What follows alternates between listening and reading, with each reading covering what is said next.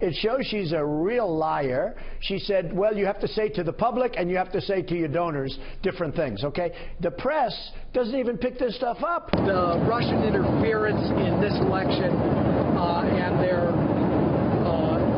apparent attempt to influence it on behalf of Mr. Trump is, I think, should be of utmost concern to all Americans, whether you're a Democrat, an Independent, or Republican.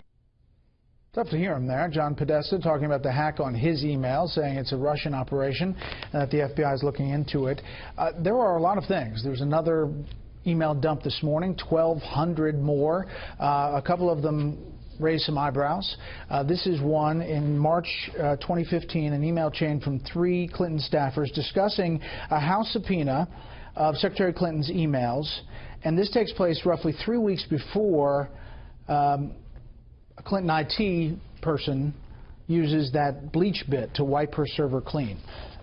This is Philippe Reines, a longtime aide of Hillary Clinton. Rather than going around and around on how to release the 55,000 emails there, let's just be for what's happening and use this as the excuse. Because we can say even if state has equities, not providing them would put her in legal jeopardy. Or we can say happy for them to have it, happy for the public to read them as soon as state is comfortable.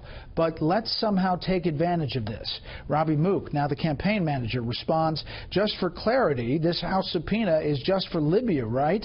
We were discussing releasing everything. No. Cheryl Mills, longtime aide, former chief of staff, right to both. We'll start there, but there are a lot of emails to go through. Let's bring in our panel tonight. Steve Hayes, senior writer for the Weekly Standard. Susan Page, Washington bureau chief at USA Today. And Tucker Carlson, host of Fox and Friends Weekend.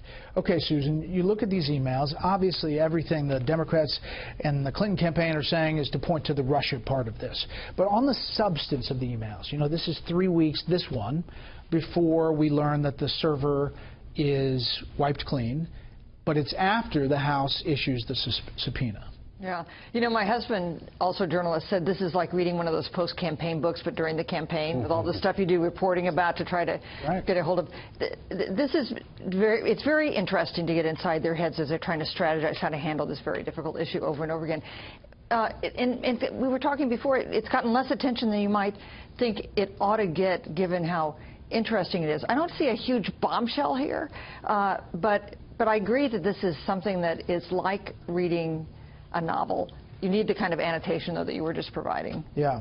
I mean, part of the problem is you have to invest time to go through these things, and news organizations have to get off what's easy and go into what's hard. And that was actually part of the problem with the Benghazi story, too. Yeah. Steve, you had to tell the story every time you told it. All right, here's another one. The second one is this is about the efforts to FOIA Congress on the to get their emails in response to the calls for Hillary Clinton's emails. This again from Philippe Reines. I told HRC Hillary Clinton yesterday I was going to submit FOIA, Freedom of Information Act requests to the Republicans on the committee and Utah Representative Jason Chaffetz, who's the chairman of the committee, to just trigger their offices sending me replies that Congress is exempt from FOIA and therefore they are rejecting my request. This is from Philippe Reines.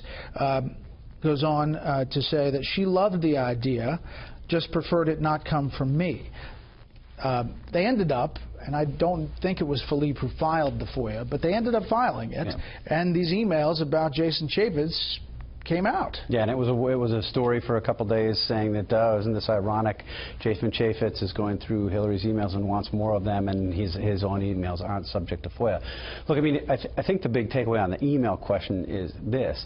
Hillary Clinton said all along that she was eager to have her emails out. She wanted people to read these emails. There was nothing nefarious. She wasn't hiding anything. In fact, if she had her way, she would have put even more emails out than what she was required to put out. Well, this obviously shows day by day, email by email, that was not true. And I think, look, for those of us who cover this on a day-to-day basis, we knew that wasn't true when she was saying it. But it is something a little different to be reading it this way and look at the lengths to which they went to set up obstacles to releasing new emails, to framing the release of new emails, to downplaying the thing. It's like you're seeing the inside of the campaign as the campaign itself is being created. All right, this one is about Catholics and evangelicals. This is John Halpin to John Podesta and Jennifer Palmieri. Conservative Catholicism.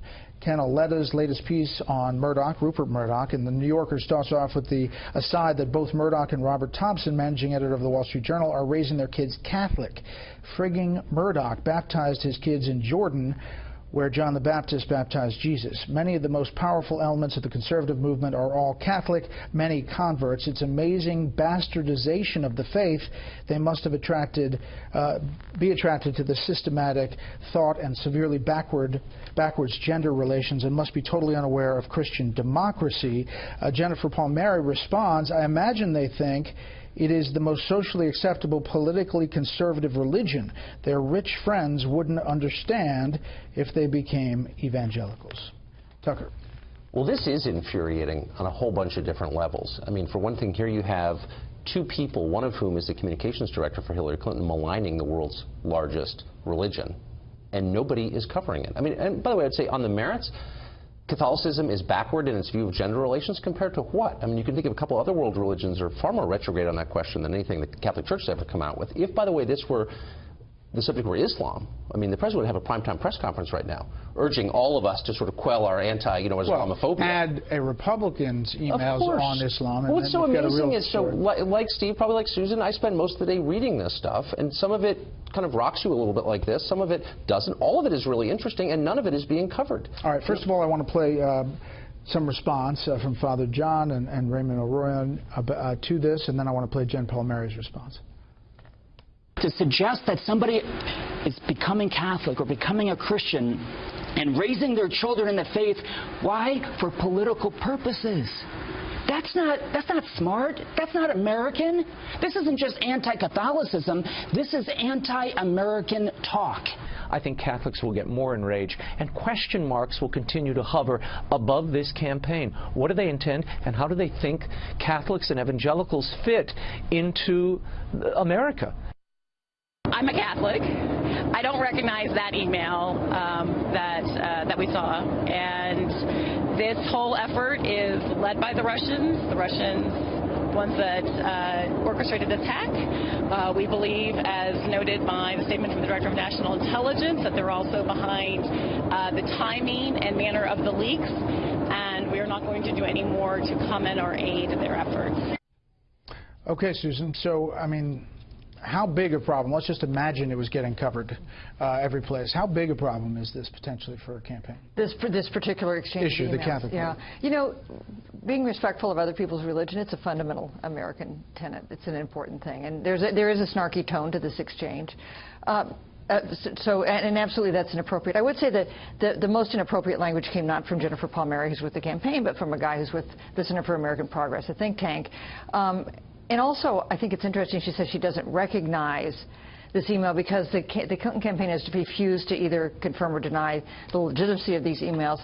At all. Like they won't go down to author, you know, this one's real, this one's not real. But in this case, she's saying she doesn't recognize it. That's not exactly a denial. Is that good enough? I mean, shouldn't we be saying, wait a second, you don't recognize it? I mean, I think that I think in the interest of transparency, they ought to say, yeah, these are emails and we'll discuss what was right and wrong about them. Or say, these are fabricated and we didn't write them. They're lying. I mean, it's just that clear. First of all, there's no proof that the Russians are behind this. Even if they are, no one is actually alleging. Well, the U.S. intelligence community does say that, and they put that out. They might be, but they don't have proof of it. But even if they are, there's no proof, and no one's even alleging that these are forgeries. That's the question. Is the data real? That's the first question you ask in journalism. Is it true? They're not even denying that, and they're getting a pass. You go to the front page of the Washington Post or the New York Times right now, I couldn't find a single story about any of this. That's called suppression of the news. This is relevant. I do want to follow up on something we brought up last night, and that was the email that involved Donna Brazile, then vice chair of the DNC. She was a CNN analyst. We showed you the email in which she said she got a question early. And she denied it, said she'd never provided a question to Hillary Clinton's campaign. CNN denied it. Today, Politico actually got a hold of another email that is exactly verbatim the question that was asked in the town hall. And CNN is now pointing to their partner, Roland Martin, with TV One. Bottom line is this is exactly the email that we were talking about last night, and it's the exact question asked. If the email's real, and if that happened, that's not how journalism is supposed to work. And that's an understatement. I mean, you can't provide questions to politicians before they come on your air to be tested by answering questions for the voters. So it would be sort of the breaking of the cardinal rule of journalism if that was the case. I mean, you can see that there's a distinction between what somebody like Donna Brazile, who was a contributor at CNN, does, and is fundamentally a political person. I don't think she would deny that if she were sitting here with us. She wants her side to win, and what journalists do. But in my mind, that's no excuse if she, in fact, provided the questions to Hillary Clinton so that she could prep for them, create an answer for them, rehearse them, and present herself as if this is the first time she's hearing it. I mean, in fact, said in the answer, that's such a difficult question.